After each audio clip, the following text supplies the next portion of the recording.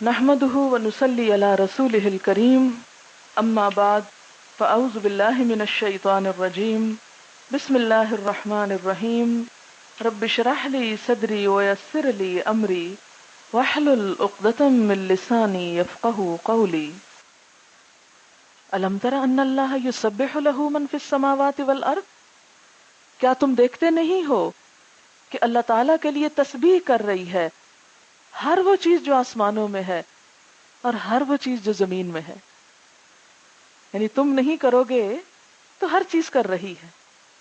تم غفلت اختیار کرو گے تو اللہ تعالیٰ بے نیاز ہے، ہر چیز اس کا ذکر کرنے میں مشغول ہے. وَالطَّيْرُ صَافَّاتٍ، اور پرندے بھی صفیں باندھ کر. کیا خوبصورت بات ہے. کبھی صف در صف پرندے اڑتے دیکھیں؟ پرندے صفیں باندھ کر. ہماری صف تو بعض اوقات درست نہیں ہوتی نماز پڑھتے وقت، اللہ کی تسبیح کرتے وقت، لیکن پرندوں کی صفیں بعض اوقات اتنی ایکوریٹ ہوتی ہیں، یوں لگتا ہے جیسے کسی نے لکیر لگا کے ان کو بتایا ہو کہ اس طرح چلو. تم کوئی بہت اللہ پہ احسان کرتے ہو جماعت میں نماز پڑھ کے اور صف بنا کے اور اکٹھے مل کر، اللہ کی وہ مخلوق دیکھو جو تمہیں نظر آتی ہے سامنے.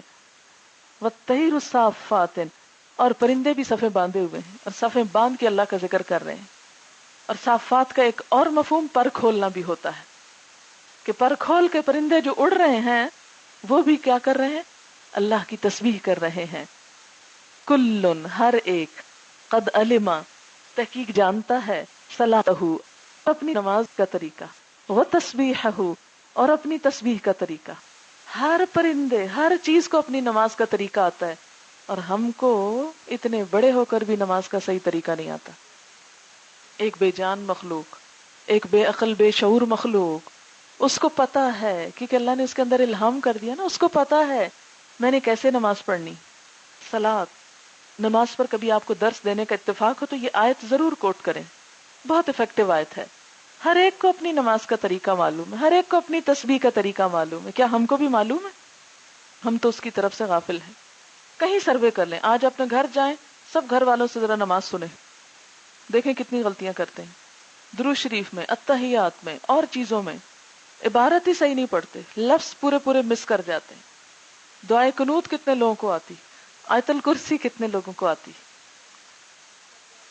اتنے تو بڑے بوڑھے ہو گئے ہیں اور دعائے قنوت کی جگہ 3 دفعہ کل پڑھ رہے ہیں. پتہ نہیں کس نے فتویٰ دیا تھا. یہ فتویٰ حضور صلی اللہ علیہ وسلم سے کوئی نہیں ہے، یہ ہمارے علماء کا فتویٰ ہے. ہم نے اس پہ تسلی کر لی اور دعائے قنوت ہمیشہ کے لیے ایک کھاتے میں ڈال دی. کلن قد علم صلاتہ و تسبیحہ، ہر ایک کو پتا ہے اپنی نماز اور اپنی تسبیح، اور وہ اپنے اپنے وقت پہ لگے ہوئے ہوتے ہیں. آج کل میں نے اپنے گھر میں پرندے ایک رکھے ہوئے ہیں، ان کو کوکو بولتے ہیں، گھگی جس کو کہتے ہیں نا پنجابی میں. آپ یقین کریں کہ صبح اور شام جو ذکر کے اوقات ہوتے ہیں، کمزور کمزور پرندے مگر اتنے منہمک ہو کر اتنی دیر تک نہ صرف یہ کہ بولتے ہیں بلکہ سر نیچے کر رہے ہوتے ہیں. بالکل ایسا لگتا ہے رکوع کر کے اٹھ رہے ہیں، رکوع کر کے اٹھ رہے ہیں. اتنا روح پرور منظر ہوتا ہے ان کو دیکھنے کا کہ رشک آتا ہے. اور بعض اوقات اگر خاموشی سے سنتے رہو نا کتنی دیر کرتے ہیں. اور میں اب سوچتی ہوں میں اپنے دل میں اتنی دفعہ اتنے ہی زور لگا کے میں کروں تو میرا دماغ چل جائے. ایک چھوٹا سا پرندہ پوری کی پوری انرجی لگا رہا ہے، قوت لگا رہا ہے، اور اتنی خوبصورت آواز میں وہ تسبیح کر رہا ہے، اور یوں لگتا ہے جیسے نماز بھی پڑھ رہا ہو. پھر آپ دیکھیں کہ جو پہاڑ ہیں یہ قیام کی حالت میں، چوپائے ہیں رکوع کی حالت میں ہیں، کچھ اور جانور ہیں سجدے کی حالت میں رینگ رہے ہیں. ہر ایک کو پتا ہے اس کی نماز کا طریقہ کیا ہے، قیام ہے یا رکوع ہے یا سجدہ ہے، کیونکہ وہ تو ادھوری ادھوری مخلوق ہے نا، ان کی نماز بھی ایسی. اور ویسے بھی پیچھے آپ پڑھ چکے ہیں ساری مخلوق سجدہ کر رہی ہے اس کے آگے، یعنی جھکے ہوئے ہیں. جھکنا ایک تو ان کی تابعداری، اور دوسرا یہ کہ ویسے بھی جھکنا ان کا. واللہ علیم بما یفعلون، اور اللہ خوب جانتا ہے جو کچھ وہ کرتے ہیں، ان کو سب پتا ہے. وَلِلَّهِ مُلْكُ السَّمَاوَاتِ وَالْأَرْضِ، اور اللہ کے لیے آسمان و زمین کی بادشاہت. اگر تم نہیں اللہ کی مرضی پہ چلو گے تو اللہ تعالیٰ کو تمہاری ضرورت نہیں، تم ہو ہی کتنے آخر. وَإِلَى اللَّهِ الْمَصِيرُ، لیکن جانا کہاں ہے؟ اللہ کی نافرمانی کر کے اللہ ہی کی طرف لوٹنا ہے، اللہ ہی کی طرف پلٹنا ہے.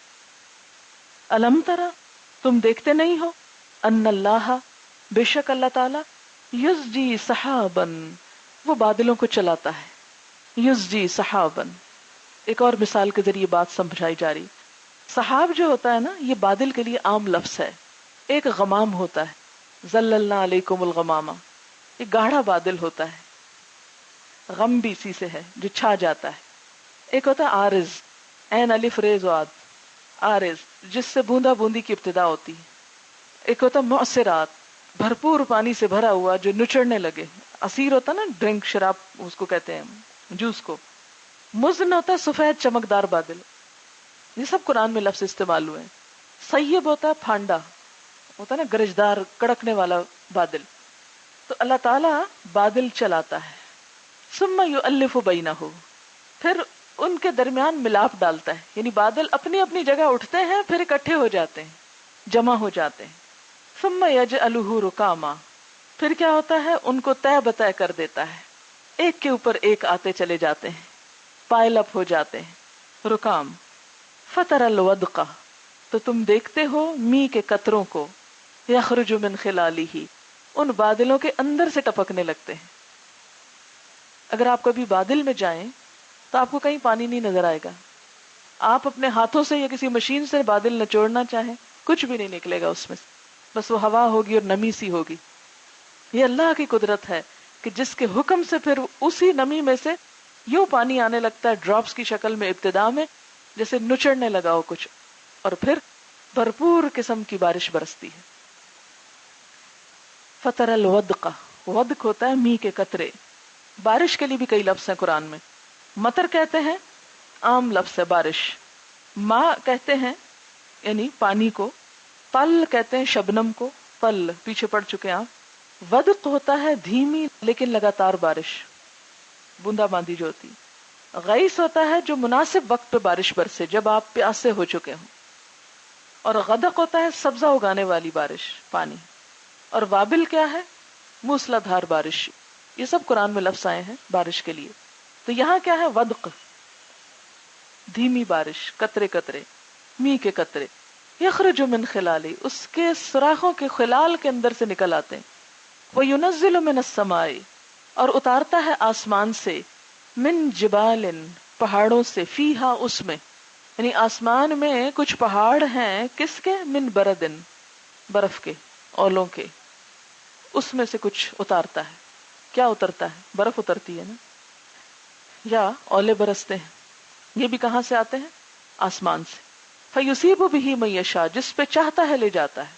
وَيَصْرِفُهُ عَن مَن يَشَاءُ، اور جس سے چاہتا ہے پھیر لیتا ہے. جس پہ چاہتا ہے برف برسا کے، اولے برسا کے کھیت تباہ کر دیتا ہے، اور جس پہ چاہتا ہے پھیر کے کہیں اور لے جاتا ہے. یکاد سنا برقہ یذہب بالابصار، قریب ہے کہ اس کی تیز روشنی آنکھوں کو لے جائے. یہ کب ہوتی، جو بادلوں کے اندر بجلی چمکتی، کہ ایک دم اندھیرے میں سے روشنی کونتی ہے تو یوں لگتا ہے جیسے آنکھیں جا رہی، خوف سا آتا ہے. آپ دیکھیں ایک آیت ہے نا، پورا بارش کا جو پروسیجر ہے سارا بتا دیا گیا. اس میں سائنس کے پورے پورے چیپٹرز ہوتے ہیں یہ ساری باتیں ایکسپلین کرنے کے لیے. چند لفظوں میں سارا پروسیجر بتا دیا گیا کہ کس طرح پانی بھاپ بن کے اڑتا ہے، پھر بادل بن کے چلتا ہے، جمع ہوتا ہے، پھر قطرے برسنے لگتے ہیں یا اولے برسنے لگتے ہیں. برف کی بات اس لیے بھی کہ آسمان کے اندر وہ برف کے پہاڑ ہیں. اب دیکھیں جتنے اونچے پہاڑ ہیں، ان کی چوٹیاں کس کو چھوتی ہوئی نظر آتی ہے، آسمان کو. یوں لگتا ہے نا آسمان میں ہے. ہمالیہ جو ہے، ہمالیہ زمین پہ نظر آتی ہے، آسمان پہ آتی ہے. میرے پاس تصویریں ہیں کچھ، تو اس میں آپ دیکھیں گے یوں لگتا ہے کہ آسمان اور اس میں فرق نہیں نظر آتی ہے، دونوں ایک دوسرے کو ٹچ کر رہے ہیں. چوٹی آسمان کو ٹچ کر رہی اور اس پہ آ کے برف جم جاتی. وہ برف پگھلتی ہے تو پانی سمندر تک جاتا ہے، وہ بھاپ بنتا ہے، پھر بارش برستی ہے. تو اس لیے اس کو بھی ساتھ ہی ذکر کر دیا گیا، برف کو بھی. یقلب اللہ اللیل والنہار، الٹ پلٹ کرتا ہے اللہ رات اور دن کو، یعنی وقت ایک سا نہیں رہتا.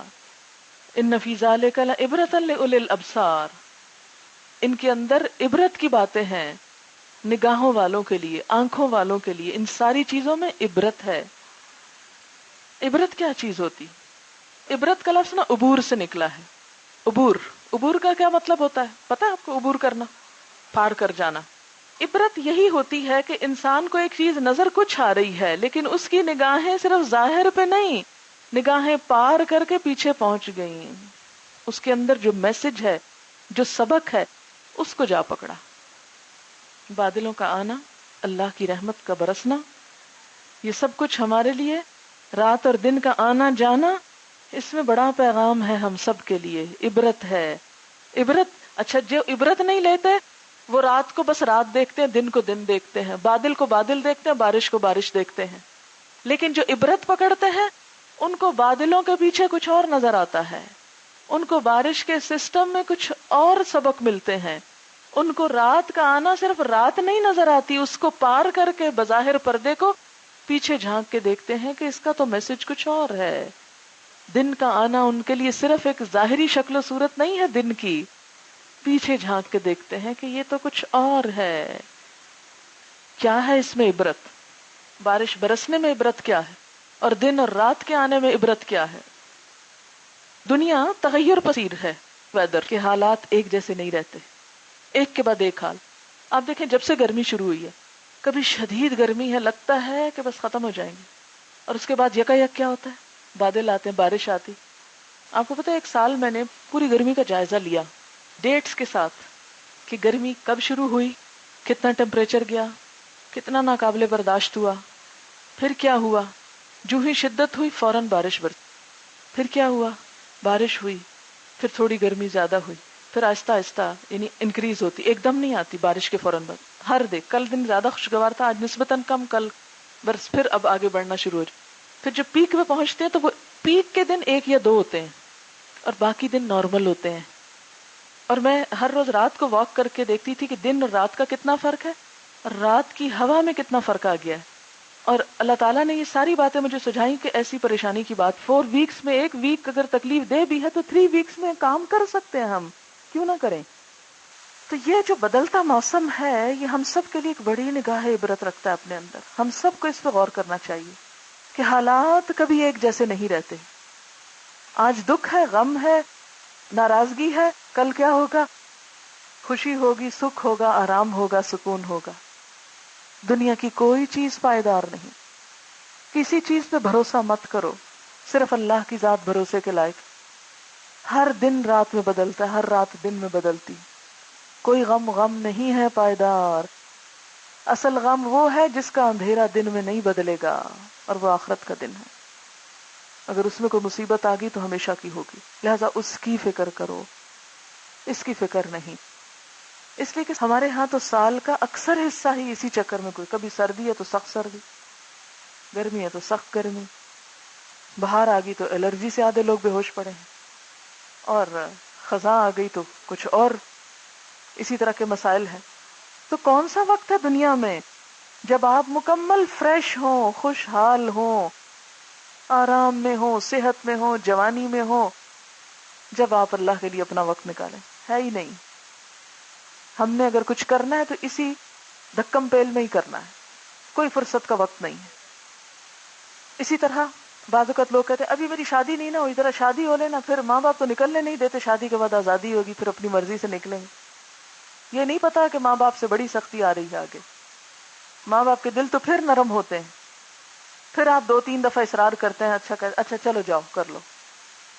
یہاں صرف ماں باپ ہوتے ہیں، وہاں شوہر ہے، سسرال ہے، بچے پھر ٹانگیں پکڑ لیتے ہیں، وہ نہیں نکلنے دیتے۔ کبھی میری ایکس اسٹوڈنٹ جو چلی جاتی ہے نا، کام نہیں کرتی تو بڑا سخت ڈانٹتی ہے جب وہ ملنے آتی ہیں، اسی لیے کچھ ملنے بھی نہیں آتی تھی، تو میں خود پہنچ جاتی ہوں جب ممکن ہوتا ہے، چھوڑتی نہیں۔ تو اب کیا کرتی ہوں، ان سے پوچھتی ہوں تو وہ بہانے کرتی ہیں نا، یہ ہو گیا، وہ ہو گیا۔ میں کہتی ہوں کہ آج تو ایک بچہ ہے نا، کل 2 ہو جائیں گے۔ آج ابھی نہیں ہوا، آج اب تم سسرال کو راضی کر رہی ہو، وہ تو جس دن تم نے چھوڑا اس دن پھر ناراض ہو جائیں گے۔ ان کو راضی کرنے کے ساتھ ساتھ ہی کام کرو۔ اور پھر اب میں پریگننٹ ہو گئی ہوں، نوزیہ ہو رہا ہے، فلانا ہو رہا ہے، اب آپ دیکھیں کہ وہ بھی ہوگا، گزر جائے گا۔ اگر یہ نہ ہوا تو کوئی اور موسمی بیماری آ جائے گی، ڈائریا ہو جائے گا، کچھ اور ہو جائے گا، اس میں نوزیہ شروع ہو جائے گا۔ اب کیا ہوگا؟ اس کے بعد ایک بچہ ہے، ہاں ایک بچہ ہے، بچہ ہو گیا، سنبھالنا نہیں آ رہا، مصیبت پڑی ہوئی ہے، اس کے بعد ایک اور ہو جائے گا، اس کے بعد ایک اور ہو جائے گا، پھر آپ بوڑھے ہو جائیں گے۔ ہڈیاں گھل گئی، کیلشیم کم ہو گئی، اب آپ کے مینسٹریشن کا وہ سائیکل ختم ہو رہا ہے، اب آپ وہ مینوپاز کی عمر آ گئی، اب جناب ایک اور نفسیاتی بیماریاں شروع ہو گئی ہیں. کہاں ہیں آپ جب فارغ ہیں، جب آپ دین کا کچھ کام کریں اور عبادت کریں؟ اللہ نے یہ سارے، کبھی پانی بھاپ بن کے اٹھ رہا ہے اور کبھی بادلوں پہ سواری کر رہا ہے اور کبھی برس کے زمین کی ٹوکر کھا رہا ہے اور کبھی برف کی طرح جمع ہوا چوٹی کے اوپر، اور پھر وہ ہزاروں میل کا فاصلہ طے کر کے سمندر میں پہنچ رہا ہے. اس نے تو کرنا ہی یہ ہے، زندگی نے ہونا ہی ایسے ہے. اس لیے جس نے کرنا ہے وہ ان سارے حالات میں کر لے گا، اور جس نے نہیں کرنا وہ آئیڈیل حالات میں بھی کچھ نہیں کرے گا، کیونکہ وہاں شیطان آ کے کوئی اور بات یاد کرا دے گا. تو یقلب اللہ اللیل والنہار ان فی ذلک لعبرۃ لأولی الابصار واللہ خلق کل دابۃ من ماء. اللہ نے ہر جانور پانی سے بنایا ہے، ہر جانور. فمنہم من یمشی علی بطنہ، کچھ ایسے ہیں جو اپنے پیٹ پہ رینگتے ہیں. وہ کون سے؟ جیسے کچھوے، سانپ. ومنہم من یمشی علی رجلین، کچھ ہیں 2 پاؤں پہ چلتے ہیں، مثلا انسان، پرندے. ومنہم من یمشی علی 4، کچھ ہیں جو 4 پہ چلتے ہیں، چوپائے، بھینس، گائے، شیر، چیتا وغیرہ. یخلق اللہ ما یشاء، اللہ جو چاہتا ہے پیدا کر دیتا ہے. اور بعض کی 4 سے بھی زیادہ ہیں، جیسے کیکڑا وغیرہ ہوتا ہے، مکڑا، کئی اور چیزیں. اسی طرح انسان بھی کیا کرتا ہے، پہلے پیٹ کے بل گھسٹتا ہے، کرال جب کرنا شروع کرتا ہے. پھر کیا ہوتا ہے، 2 ہاتھ 2 پاؤں پہ چلتا ہے. پھر کیا ہوتا ہے، پھر 2 پہ کھڑا ہو جاتا ہے. انسان کی مختلف سٹیجز. پھر اسی طرح مختلف انسانوں کو مختلف صلاحیتیں دی ہیں. کسی کے پاس صلاحیتیں زیادہ ہیں، کسی کے پاس وقت زیادہ ہے، کسی کے پاس کم ہے. کوئی انٹلیکچوئل زیادہ ہے، کوئی سینٹیمنٹل زیادہ ہے، کوئی ویلدی زیادہ ہے، کوئی ہیلدی زیادہ ہے. کسی کا انٹرسٹ کسی چیز میں، کسی کا کسی اور چیز میں. رنگا رنگی ہے دنیا میں، کسی کو کوئی ماحول مل گیا، کسی کو کوئی اور مل گیا. یہ سب کیا ہے، ان اللہ علی کل شیء قدیر، اللہ ہر چیز پہ قدرت رکھتا. یہ ہماری تقدیر ہے، جیسے ہم بنا کے بھیج دیے گئے، اس کو ہم بدل نہیں سکتے. ضرورت کس بات کی ہے کہ ہم نے اللہ کی صلاۃ اور تسبیح ہر حال میں کرنی ہے، اللہ کی عبادت اور اللہ کی اطاعت ہر حال میں کرنی ہے. بدلتے حالات میں خود کو ایڈجسٹ کرنا ہے. کوئی ہینڈی کیپ نہ ہو. 2 ٹانگیں ہیں تو تب بھی چلنا ہے، 4 پہ ہیں تو تب بھی چلنا ہے، اور کچھ نہیں تو رینگ رینگ اور گھسٹ گھسٹ کے بھی چلنا ہے. چلنے سے نہیں رکنا. جب تک جسم میں جان ہے، جسم میں حرارت ہے. اگر دوڑ نہیں سکتے تو چل تو سکتے ہیں نا، چل نہیں سکتے تو گھسٹ تو سکتے ہیں نا، وہ بھی نہیں کر سکتے تو اپنے بیٹھ کے اپنی جگہ پر بول تو سکتے ہیں نا، اشارے تو کر سکتے ہیں نا. وہ میں ہمیشہ امام سرختی کی مثال دیتی ہوتی ہوں کہ جن کو قید کر دیا گیا تھا اندھے کنویں میں بیٹھ کے نیچے وہیں کھانا دیا جاتا، وہیں پیشاب کیا جاتا. اتنا تعفن والا ماحول، تو کتنا کم کھاتے ہوں گے نا تاکہ تعفن نہ ہو آس پاس. کتنی اذیت ہوگی، کین یو امیجن. وہاں جا کے بھی کام نہیں چھوڑا، وہاں بیٹھ کے طالب علموں کو منڈیر پہ کنویں کی کتابیں لکھوائیں، وہاں بیٹھ کے بھی کام کیا. ہم کیا ہر وقت حالات کے چکر میں پڑے رہتے ہیں کہ اس حال میں کام نہیں کر سکتے، اس حال میں نہیں کر سکتے. جس نے کرنا ہے وہ ہر حال میں کر لے گا. وہ کنویں میں بیٹھ کے بھی منڈیر پہ کتاب لکھوا دے گا. اگر اپنی ہی نیت خراب ہے کام نہیں کرنے کی تو اچھے سے اچھے حال میں بھی سب کچھ کھاتے پیتے ہوئے ہٹے کٹے ہوتے ہوئے بھی کچھ نہیں کریں گے. نقصان کس کا ہوگا یہ تو سوچیں. اگر نہیں کیا کسی دوسرے کا کیا بگڑے گا. اگر میں کام نہیں کروں گی تو آپ کو کیا نقصان ہوگا. آپ نہیں کریں گے تو میرا کیا جائے گا. ہم میں سے ہر ایک کو اپنا سوچنا چاہیے. وَلْتَنْظُرْ نَفْسٌ مَا قَدَّمَتْ لِغَدٍ، ہر شخص دیکھے اس نے کل کے لیے کیا تیاری کی. وہ کل جس سے کوئی واپسی نہیں، کوئی واپسی نہیں. وہاں انسان کی ندامت کے مارے برا حال ہوگا. انسان چاہے گا کاش ایک دفعہ چلا جاؤں، سب کچھ وہ لے کے آؤں، اب کوئی واپسی نہیں. آپ دیکھیں کہ بعض اوقات آپ ایک جگہ سے دوسری جگہ سفر کرتے، جیسے میرا اکثر ایسا ہوتا ہے، ایک جگہ سے دوسری تیسری کوئی چیز لے جانی بھول جاتی. کوئی اہم نوٹ لے کے جانا تھا، بھول گئی، اب جہاز کا رخ واپس کیسے موڑ سکتی؟ تو میں اس میں سوچتی ہوں، اکثر وہاں مجھے آخرت کی مثال یاد آتی تھی. میں کہتی ہوں کہ اس وقت تھوڑی دیر کے لیے مجھے پریشانی تاری ہے کہ میں نے اس سبجیکٹ پہ درس دینا تھا، اس کے نوٹس میرے گھر میں رہ گئے، اب کیا کروں گی؟ پھر مجھے آتا نہیں، مجھے یاد ہے فلاں فلاں آیت یاد ہے، میں اس کو بیس کر کے زبانی بھی بول سکتی ہوں، کوئی مسئلہ نہیں، تسلی دے دیتی ہوں.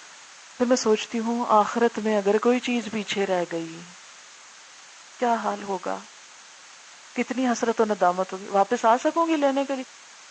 اب تو مجھے یہ ہے چلو کوئی نہیں، جا کے اگلی وزٹ پہ پہلے سے ہی بیگ میں رکھ لوں گی، آئندہ نہیں بھولوں گی. واپس آ جاتے نا، پھر لے جاتے. اگر کسی کو کوئی چیز دینی ہو وہ بھول جائے، چلو ٹی سی ایس کر دیں گے آپ کو، اگلے کو مطمئن کر دیتے ہیں. آخرت میں تو کوئی ٹی سی ایس بھی ہم کو یہاں سے نہیں کرے گا. ہمارے تو جو رشتہ دار، عزیز، اقارب، برادری ہے وہ تو اور ہی خرافات میں پڑی ہوئی ہے، ان کو کہاں وقت ہمارے لیے دعائیں کریں اور ہمارے لیے کوئی صدقہ خیرات کریں، وہ اپنے لیے کیوں نہ کوئی عیاشی کا سامان کریں. آپ کو کون یاد رکھے؟ آپ یقین کریں میرے والد مجھے زندگی میں ہر انسان، ماضی، حال، مستقبل میں پیارے تھے، ہر چیز سے زیادہ پیارے. زندگی میں بہت دعا مانگی ان کے لیے، کل دعا مانگنا بھول گئی، کل دن میں اس قدر مصروف رہی.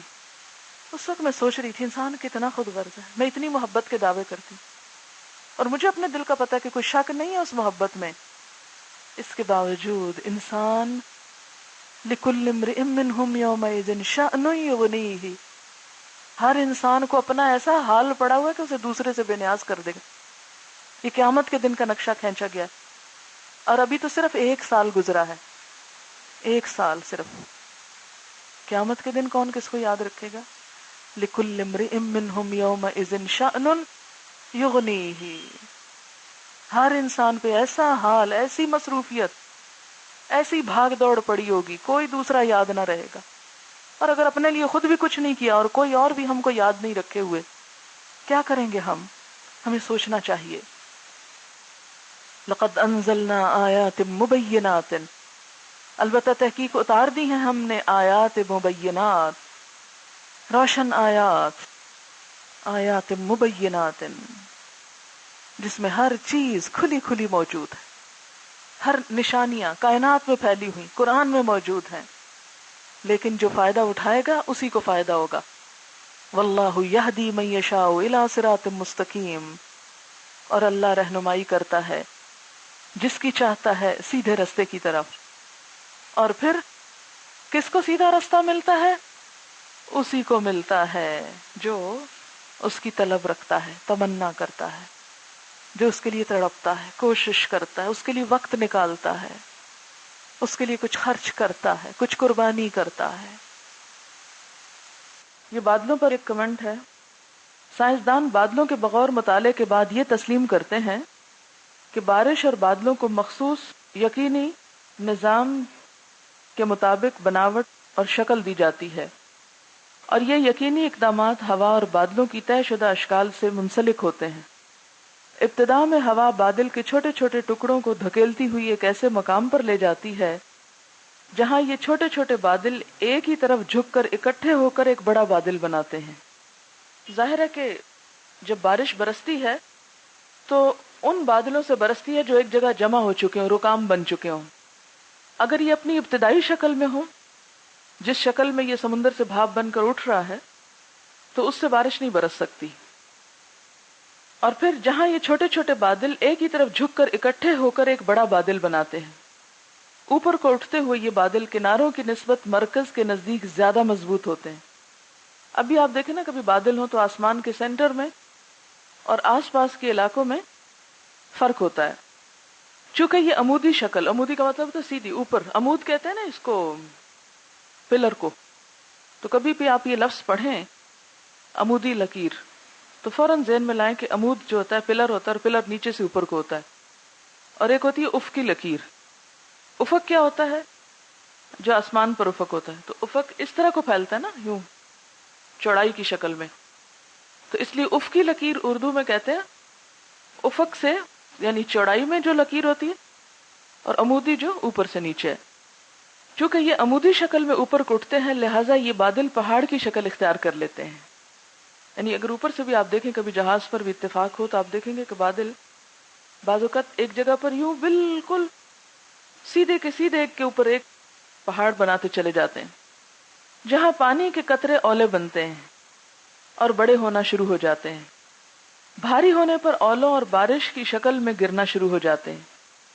بادلوں کے یہ پہاڑ آسمان میں 25,000 سے 30,000 فٹ 4.7 سے 5.7 مائلز کی بلندی تک ہوتے ہیں۔ زبردست بات ہے۔ انہی پہاڑوں کا ذکر سورۃ النور کی آیت نمبر 43 میں ہے۔ آپ نے اگر غور کیا ہو پہاڑوں کا، ذرا لفظی ترجمہ اس کا کرتے ہیں، وَيُنَزِّلُ اور وہ اتارتا ہے، من السماء آسمان سے، من جبال پہاڑوں سے، فیہا جو اس میں ہیں۔ اب یہ پہاڑ کہاں ہیں؟ کن پہاڑوں کا ذکر ہو رہا ہے؟ ہاں کی ضمیر کدھر جا رہی ہے؟ سما کی طرف جا رہی ہے یا جبال کی طرف جا رہی ہے؟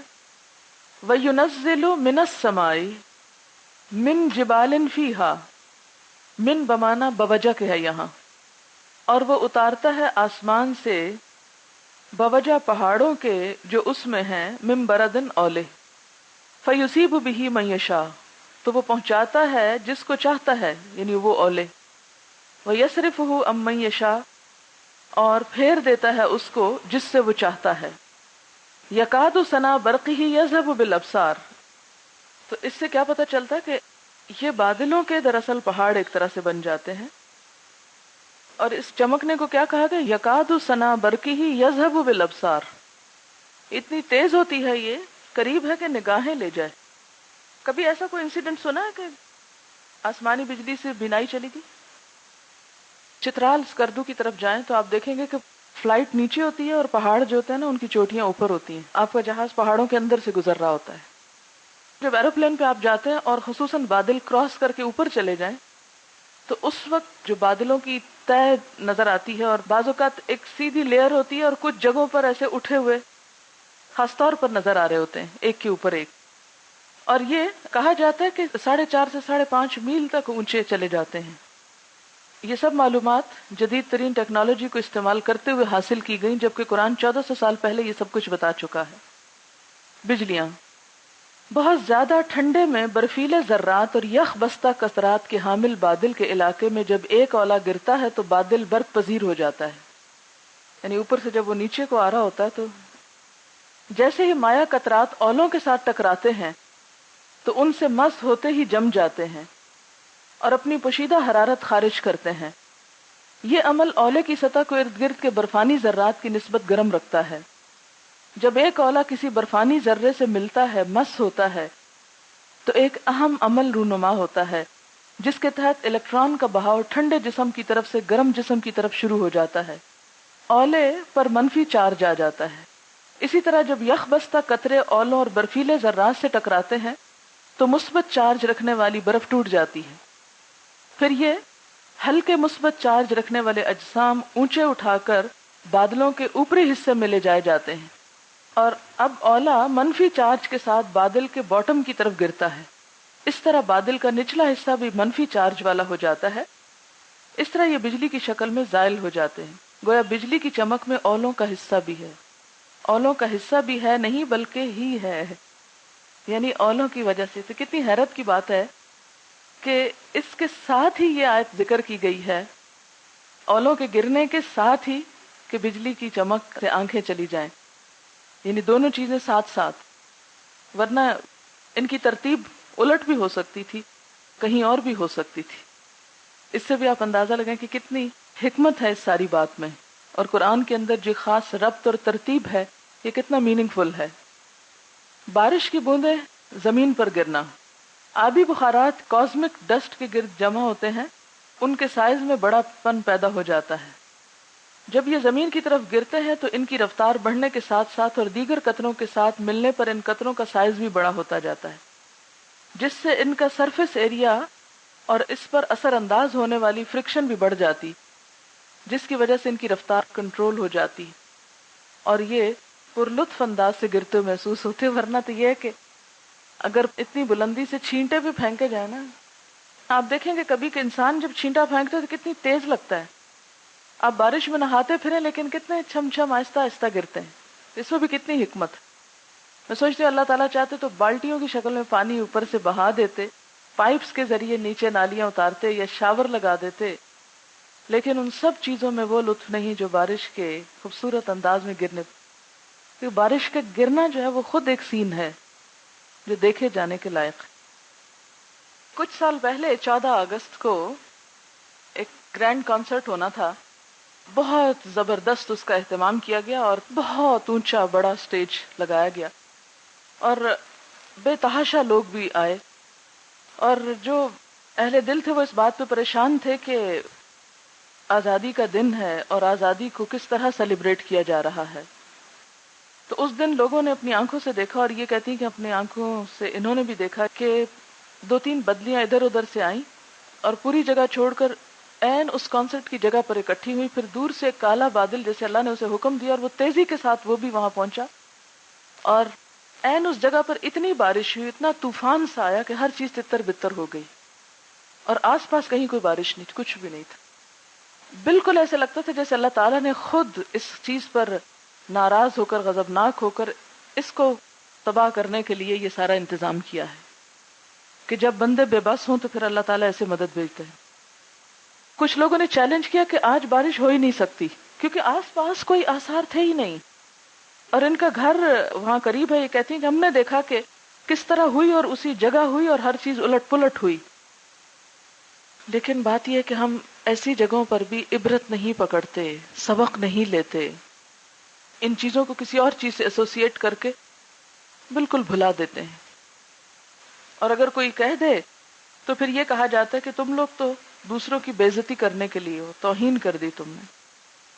توہین جب ہوتی جب کسی کا نام لے کے کوئی بات کی جائے، ایک برائی کو جب عام طور پر ڈسکس کیا جائے تو وہ کسی کی بھی توہین نہیں ہے۔ اور مثلاً یہاں اگلی آیات میں منافقوں کی بات ہوگی تو اللہ تعالیٰ نے کسی منافق کا نام نہیں لیا لیکن صفات کا ذکر کر دیا۔ اب اگر کسی بھی شخص میں ایسی صفات پائی جاتی ہیں اور وہ یہ کہے کہ ان آیتوں کو پڑھ کے میری توہین کر دی گئی، تو کسی کی بھی توہین مقصود نہیں ہوتی۔